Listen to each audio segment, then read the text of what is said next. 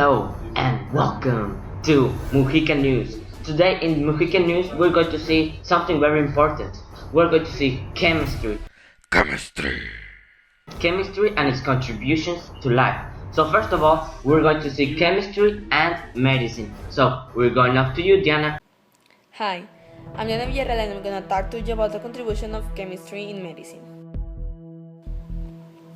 Chemistry has had an important play in the development of medicine. It has contributed in facilitating and increasing the understanding at the molecular level of the life processes, and as a consequence increasing human health. Like that, the knowledge of the three-dimensional structure of proteins, DNA structure, the methods of degradation of polypeptides and their synthesis, the way of interaction of proteins and enzymes with their specific substrata, has allowed the production of drugs of singular action. For example, antibiotics, anti-cancer, vasodilators, beta blockers, etc., all whose benefits are all known. Without chemistry, scientists probably wouldn't have been able to create drugs, to discover out HIV, and to treat cancer with chemotherapy. It also has helped to find a way a drug is better placed at the human body, like a capsule, vaccine, spray, drink, and other ways. Also, a lot of the materials used in hospitals have plastic as their principal component. For example, syringes, bags for blood and serum, valves, glasses, and even the conditioning of the rooms is created with lots of plastic. Latex gloves, cleaning articles, the clothes used for surgery, those are some of the many things that are used in hospitals with the help of chemistry. So, if life is all chemistry, medicine is even more. Well, now we can see the contributions of chemistry to medicine. Now we're going off to a different topic. It's about chemistry and its applications to food. Now, food, that's life. So practically we're going to see our life. So let's check about chemistry and food with Marco. Good evening. Today we will be talking about the applications of chemistry in food, also known as food science. Food science deals with the processing, production, distribution, preparation, evaluation, and utilization of food. Food chemists are concerned on how these food products are processed, prepared, and distributed. Basic food chemistry deals with the three primary components in food: carbohydrates, lipids, and proteins. Carbohydrates are the primary product of plant photosynthesis and are consumed as fuel by plants and animals. Food carbohydrates include the simple carbohydrates, which are sugars, and complex carbohydrates, which are fiber. Lipids include fats, oils, waxes, and cholesterol. In the body, fat serves as a source of energy, thermal insulator, and it is an important component of the cell. Well, you know what they say, food is life. So, after checking out food, we're going to see chemistry in warfare. I know it might sound sad, but even chemistry is used in war. So, to check that out, we're going off with Pablo. Hello, I'm Pablo, and today I'm gonna talk about how chemistry affected the war. The chemical war is based in a fight using as mortal weapons the toxic properties of chemical substances. In 1917, the Germans create the mustard gas. That it's a liquid that affects lungs, the skin, and the eyes. These are the principal chemical agents used as weapons. Choking agents. The phosgene is the best known. Symptoms: irritation of the eyes and respiratory tract, shortness of breath, chest constriction, and pulmonary edema. Chloride cyanogen. Symptoms: seizures and respiratory arrest. Vesicant agents. The best known is the mustard gas. Symptoms: redness and blistered skin. In the eyes there's the conjunctivitis.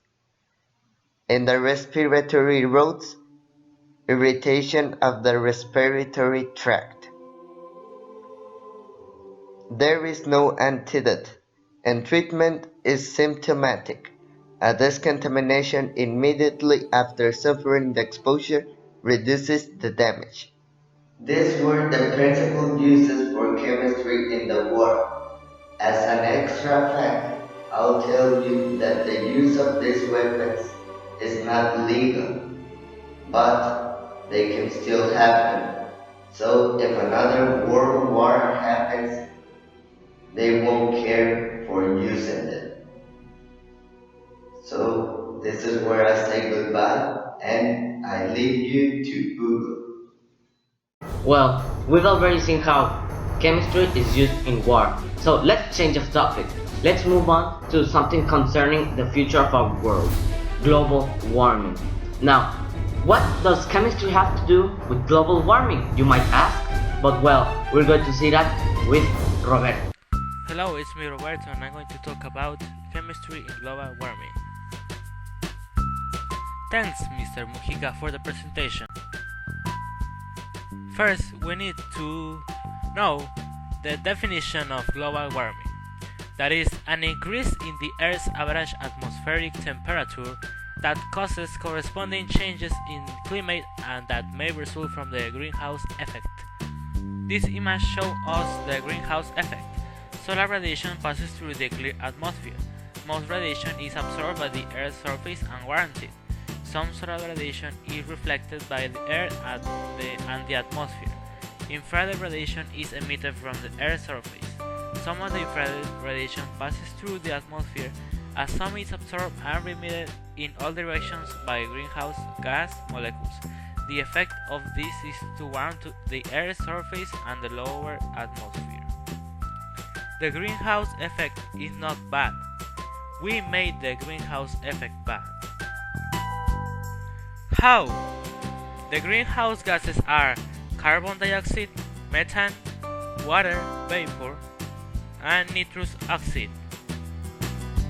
The problem is that humans produce a lot of carbon dioxide, the greenhouse gas that absorbs more infrared radiation, so the gas that produces more heat. Thank you, Roberto. So, the main reason we are concerned about global warming is the melting of ice caps.